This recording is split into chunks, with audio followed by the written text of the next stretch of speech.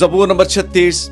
शरीर की बदी से मेरे दिल में ख्याल आता है कि खुदा का खौफ उसके पेश नजर नहीं, क्योंकि वो अपने आप को अपनी नजर में इस ख्याल से तसल्ली देता है कि उसकी बदी ना तो फाश होगी ना मकरूर समझी जाएगी। उसके मुंह में बदी और फरेब की बातें हैं। वो दानिश और नेकी से दस्तबरदार हो गया है।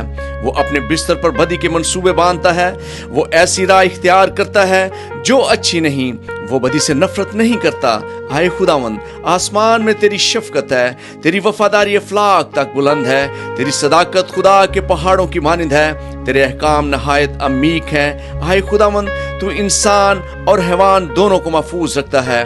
हाय खुदा, तेरी शफकत क्या ही बेश कीमत है। बनी आदम तेरे बाजुओं के साया में पनाह लेते हैं। वो तेरे घर की नेमतों से खूब आसूदा होंगे। तू उनको अपनी खुशनुदी के दरिया में से पिलाएगा, क्योंकि जिंदगी का चश्मा तेरे पास है। तेरे नूर की बदौलत हम रोशनी देखेंगे।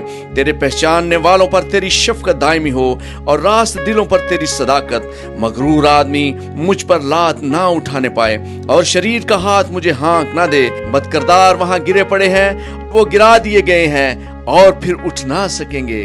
आमीन।